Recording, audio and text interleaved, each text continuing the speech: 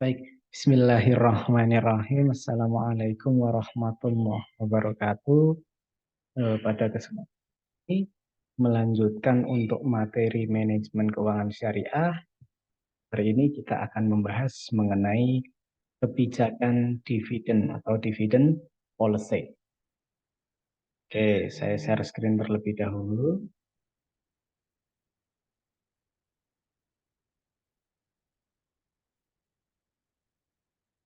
Oke, jadi materi dividen policy ini merupakan materi lanjutan ya untuk mata kuliah manajemen keuangan syariah, di mana hari ini ada beberapa agenda yang akan kita bahas, akan kita pelajari bersama, tentunya berkaitan dengan dividen.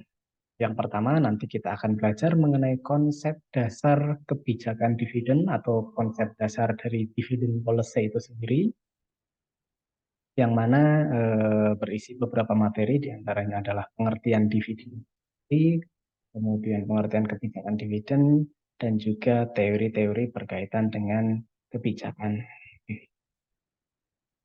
Kemudian yang kedua, kita akan mempelajari mengenai jenis dividen-dividen apa saja yang biasanya dibagikan oleh perusahaan kepada para pemegang sahamnya. Nanti kita akan melihat jenisnya dari bentuknya maupun dari pola pembagiannya.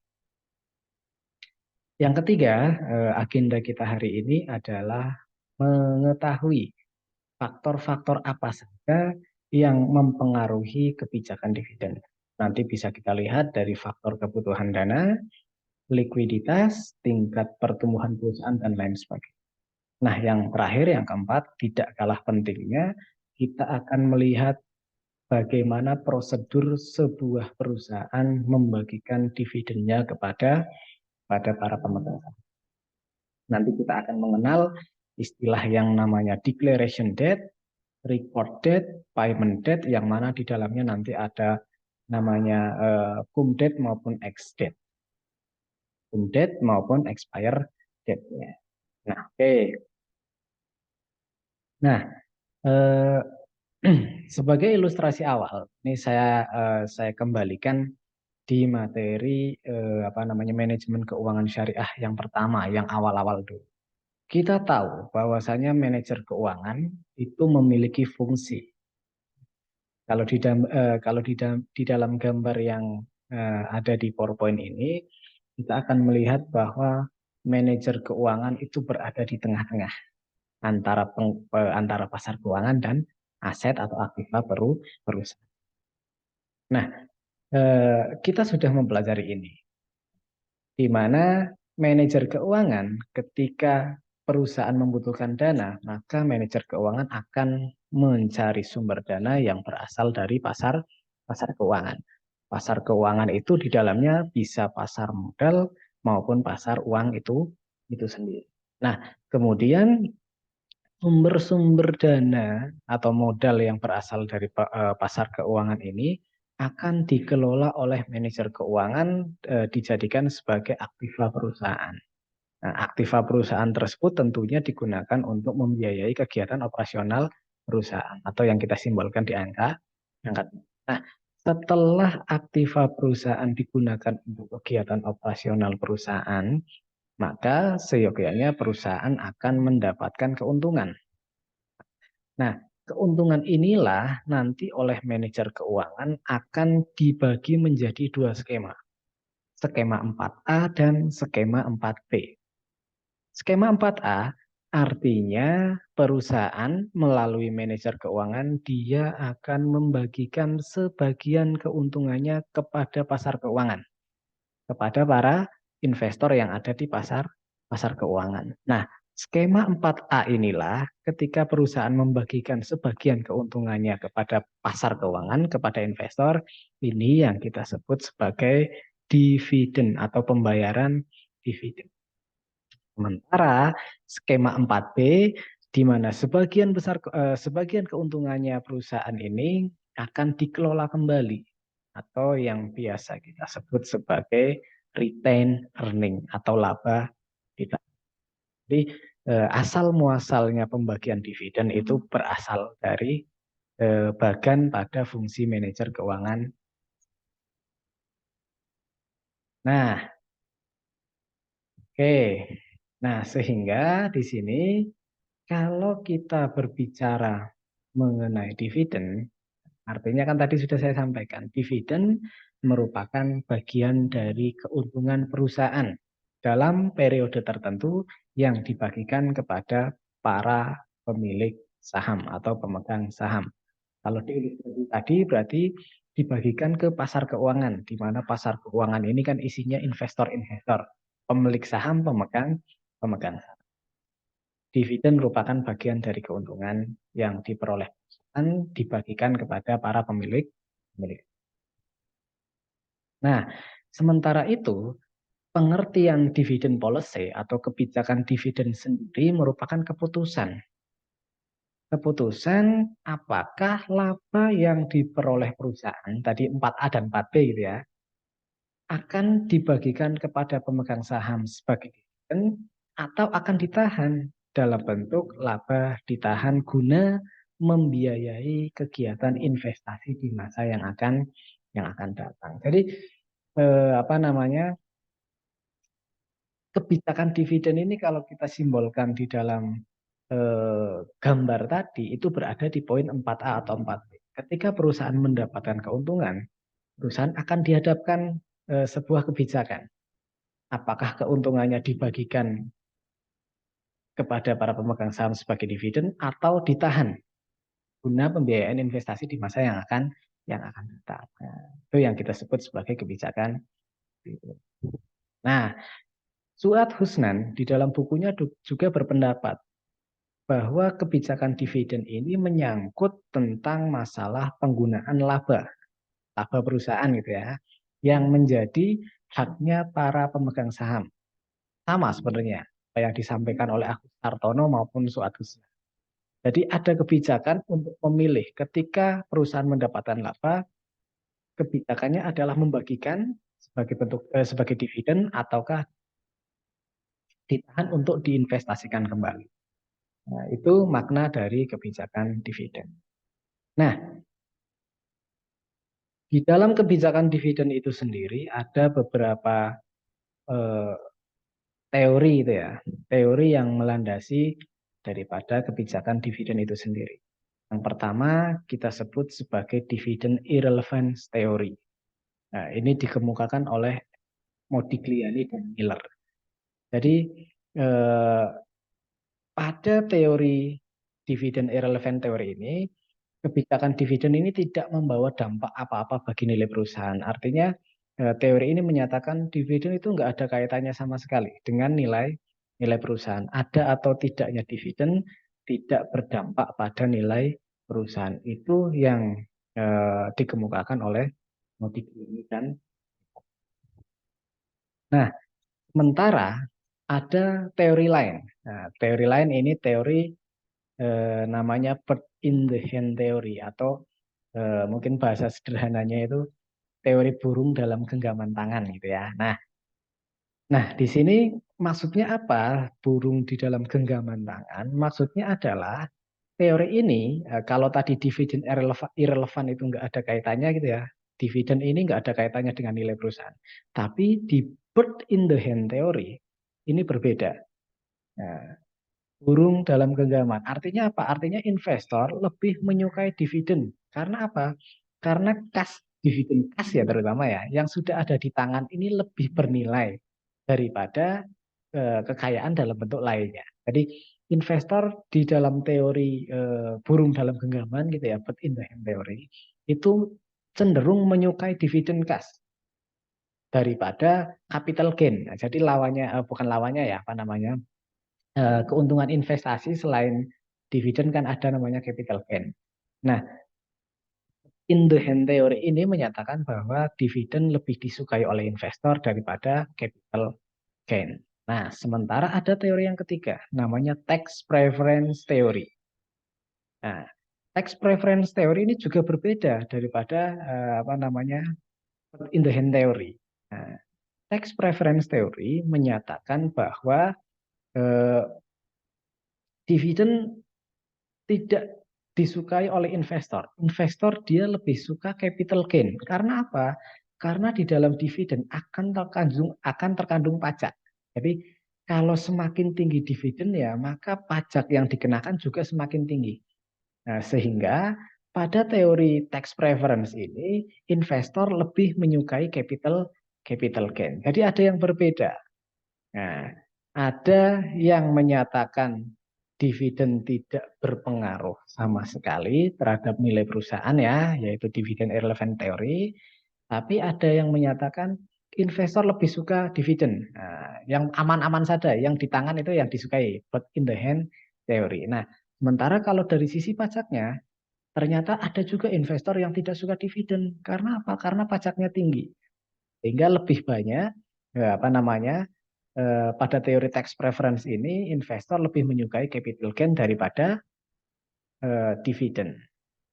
Nah, kemudian satu lagi ada namanya teori dividend residual. Artinya apa? Perusahaan ini akan menetapkan kebijakan dividen setelah semua investasi yang menguntungkan itu habis dibiayai. Jadi teori dividen residual artinya perusahaan akan membagikan dividen ketika semua investasinya itu sudah dibiayai. Nah, atau bahasa lainnya adalah dividen dibagikan ketika ada sisa, ya, ada sisa keuntungan. Sisa keuntungan maksudnya apa? Maksudnya adalah ketika semua investasi sudah dibiayai terlebih dahulu, baru sisanya akan dibagikan sebagai dividen. Oke, nah selanjutnya ada beberapa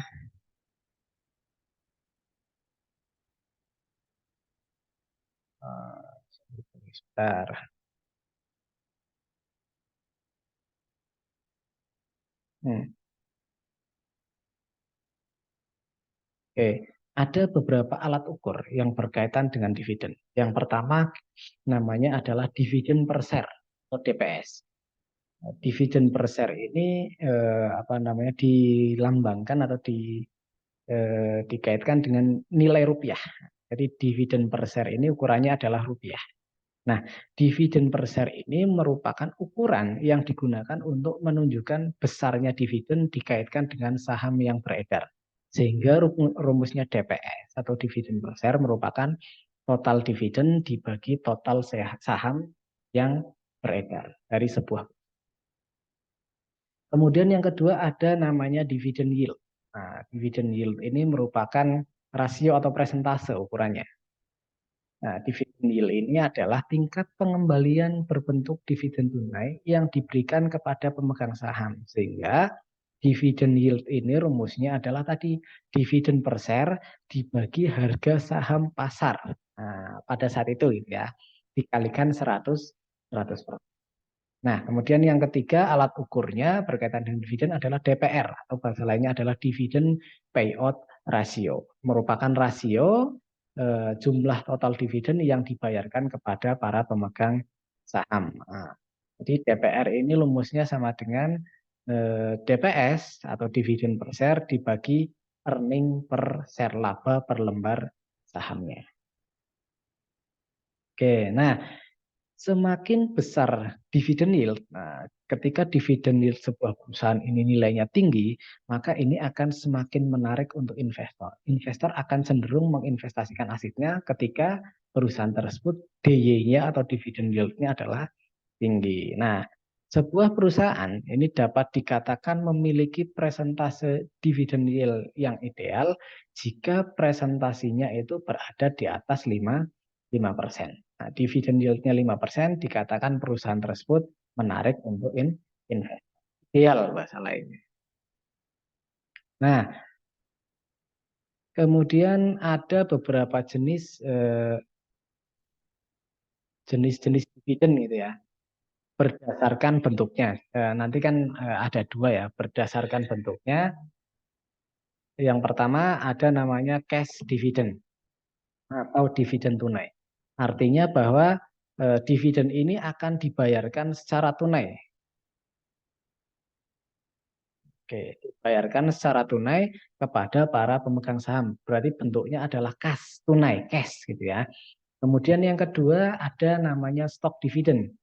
Nah, jadi dividen ini dibagikan bukan dalam bentuk kas, tapi dalam bentuk saham lagi. Ya, stock dividen, pembayaran dividen berupa saham. Jadi dibayarnya menggunakan saham lagi, saham tambahan bahasanya. Kemudian yang ketiga ada properti dividen. Nah, dividen di sini dibayarkan dalam bentuk aset atau aktiva selain kas. Contohnya adalah dalam bentuk produk yang dihasilkan oleh perusahaan. Nah, dan ini cukup jarang terjadi di Indonesia. Yang paling sering ada di Indonesia adalah cash dividend. Selanjutnya ada juga namanya scrip dividend. Nah, scrip ini kalau kita telaah gitu ya, scrip ini kan merupakan surat tanda hutang. Gitu. Jadi scrip dividend merupakan surat tanda kesediaan membayar jumlah uang yang diberikan perusahaan kepada para pemegang saham sebagai dividen. Nah, kemudian yang terakhir ada liquidating dividend. Artinya apa? Artinya dividen yang sebagian merupakan pengembalian modal. Jadi pembagian dilakukan menjelang perusahaan bangkrut, pilot. Nah, tapi liquidating dividend ini akan dibagikan ketika perusahaan masih memiliki nilai sisa aset. Jadi kalau masih ada sisanya, kemudian sisa asetnya dibagikan sebagai dividen, nah ini kita sebut sebagai liquidating dividend.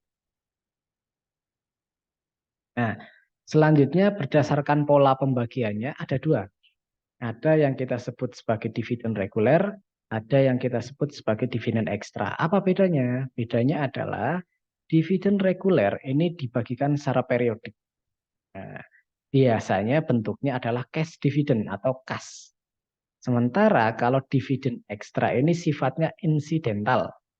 Nah, dibagikan pada periode tertentu saja dan biasanya ini merupakan dividen tambahan, dividen bonus bahasanya seperti itu. Biasanya terjadi ketika perusahaan mendapatkan laba yang apa namanya yang sangat meningkat gitu ya. Kemudian investornya diberikan tambahan dividen. Nah, ini yang kita sebut sebagai dividen ekstra. Nah, ada beberapa faktor yang mempengaruhi kebijakan dividen. Yang pertama ada kebutuhan dana. Jadi ketika perusahaan membutuhkan dana, artinya perusahaan misalkan untuk membayar hutang gitu ya. Untuk membayar hutang, maka laba yang diperoleh oleh perusahaan akan digunakan untuk bayar hutang dulu. Baru sebagian kecilnya dibayarkan sebagai dividen. Jadi perusahaan akan menutupi hutangnya dulu dari laba yang diperoleh, sisanya, nah, sisanya sebagian kecil sisanya nanti baru dibayarkan untuk dividen. Itu yang kita maksud sebagai kebutuhan dana. Jadi kalau perusahaan butuh dana, terutama untuk membayar hutang ataupun untuk proyek investasi jangka menengah gitu ya, dalam artian proyek yang baru yang lebih menguntungkan, maka perusahaan akan mengambilkan dananya untuk membayar utang dulu ataupun membiayai proyek masa depan terlebih dahulu. Baru kalau ada sisa, sisanya bisa dibagikan untuk dividen. Kemudian yang kedua, faktor yang kedua adalah faktor likuiditas. Artinya apa? Artinya bahwa semakin besar posisi kas dan likuiditas perusahaan, maka akan semakin besar kemampuan perusahaan untuk membayar dividen. Ketika perusahaan memiliki dana yang cukup liquid, yang lebih besar, maka artinya kan salah satu bentuk aset yang liquid itu kan kas gitu ya. Ketika kasnya besar, banyak, maka kemampuan perusahaan untuk membayar dividen juga akan semakin besar. Nah, yang ketiga tingkat pertumbuhan perusahaan. Nah, makin cepat tingkat pertumbuhan perusahaan, maka makin besar dana yang dibutuhkan. Makin besar laba ditahan, yang artinya makin rendah DPR. Maksudnya seperti ini. Ketika perusahaan semakin meningkat, pertumbuhannya meningkat, artinya kan dananya yang dibutuhkan semakin besar. Entah itu untuk menggaji karyawan, entah itu untuk proyek apa namanya, proyek produk baru, investasi baru dan sebagainya.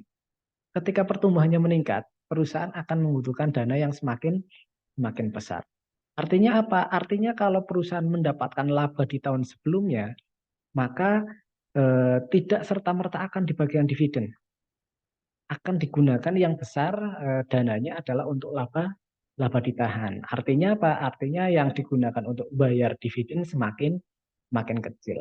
Sama halnya dengan kurang lebih sama halnya dengan poin yang nomor 1. Nah, kemudian faktor yang keempat adalah faktor profitability. Artinya semakin tinggi profitabilitasnya, keuntungan sebuah perusahaan, maka kemungkinan perusahaan akan membayar dividen akan semakin besar. Kalau labanya semakin tinggi kan pembayaran dividennya akan semakin. Itu beberapa faktor yang mempengaruhi kebijakan dividen. Nah, kemudian yang tidak kalah penting, nah, ini biasanya kalau istilah di dalam dividen itu ada istilah dividen hunter, pemburu dividen gitu ya. Nah, bagi para investor ataupun bagi para dividen hunter itu ya, ada beberapa hal yang perlu diperhatikan. Khususnya agar para investor ini bisa menikmati dividen pada perusahaan yang akan diinvestasikan. Nah, yang pertama tentunya perusahaan ketika akan membagikan dividen, dia akan mengumumkan declaration date. Artinya tanggal resmi pengumuman oleh perusahaan baik tentang bentuk pembagiannya nanti, dividen cash kah atau dividen saham, besarnya berapa, jadwal pembayarannya kapan. Ini namanya declaration date. Diumumkan terlebih dahulu. Misalkan perusahaan Astra International akan membagikan dividen dividen saham, pembayarannya pada tanggal 27 Agustus. Dia mengumumkan pembayaran ini pada tanggal 15 Mei. Mengumumkan mengumumkan eh, tanggal tanggal pengumuman declaration date pada tanggal 15 Mei, Astra Internasional. Nah, kemudian ada cum dividend date. Cum itu apa artinya? Artinya tanggal terakhir perdagangan saham yang masih mendapatkan hak dividen. Nah, itu namanya cum dividend date. Cum date gitu ya. Bahasa saya adalah cum date. Jadi eh, teman-teman atau para investor yang membeli saham Astra Internasional sebelum tanggal 13 atau paling lambat adalah tanggal 13 Agustus, dia masih berhak untuk mendapatkan dividen di masa sekarang. Tapi kalau belinya sudah lewat tanggal 13, ini sudah tidak dapat lagi dividen. Nah, jadi dividen itu tanggal hari terakhir. Nah, tanggal 13 Agustus ini hari terakhir. Kalau kalian beli saham Astra Internasional sebelum tanggal 13 atau paling lambat tanggal 13, masih memiliki hak untuk mendapatkan dividen. Sementara kalau sudah lebih, artinya tidak mendapatkan dividen di periode ini. Bisa memperoleh dividen di periode yang akan datang. Ketika masih memiliki saham tersebut sampai cum date. Ya.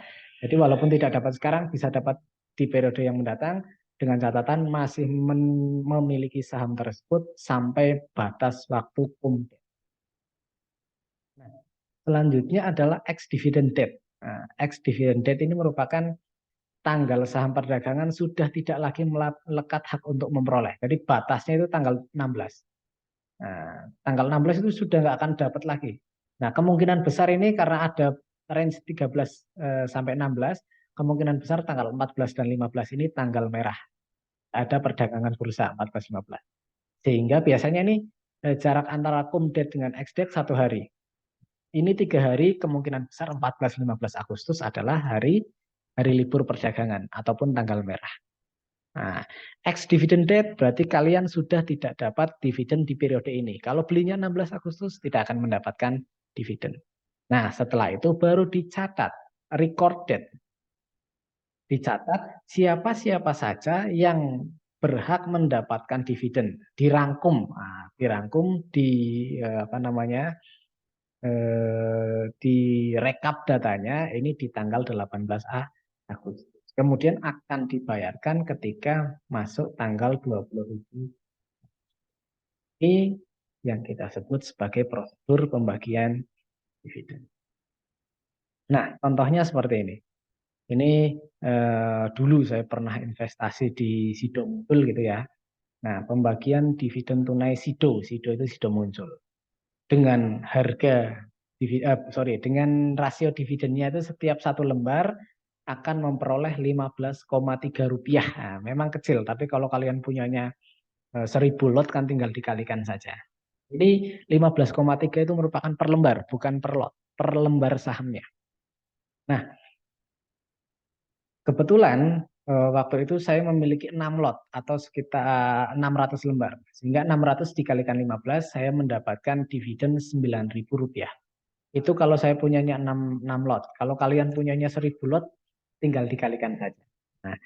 Nah, kebetulan kalau tidak salah periodenya ini periode masih apa namanya masih COVID ya, sehingga teksnya atau pajaknya ini sedang tidak ada pajak. Biasanya pajak dividen itu cukup tinggi, tapi karena mungkin ada kebijakan pada saat pandemi, teksnya 0%.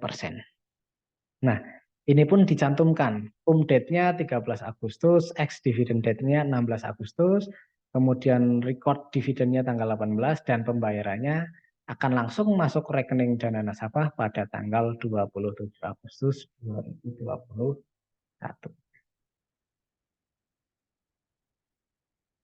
Nah, ini ada beberapa apa namanya website gitu ya, website ataupun situs-situs yang bisa teman-teman eh, apa namanya akses ya ketika pengen mengetahui jadwal pembagian dividen. Yang pertama situsnya dari KSEI, Kustodian Sentral Efek Indonesia. Boleh melihat dari situs. Boleh juga melihat dari perusahaan efek ataupun sekuritas. Entah itu Indo Premier, Pintraco Sekuritas, Mirai Aset, dan lain sebagainya. Nah, kemudian selain itu bisa melalui RTI Bisnis, penyedia jasa layanan apa namanya analisis fundamental teknikal itu ya RTI Bisnis, maupun websitenya dari investing.com. Ini beberapa website yang bisa dijadikan referensi oleh investor untuk mengetahui jadwal pembagian dividen.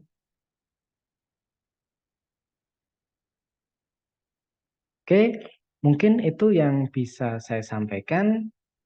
Semoga dapat menambah wawasan rekan-rekan sekalian, terutama eh, terkait dengan masalah investasi dan pembagian dividen. Terima kasih, kurang lebihnya mohon maaf. Wassalamualaikum warahmatullahi wabarakatuh.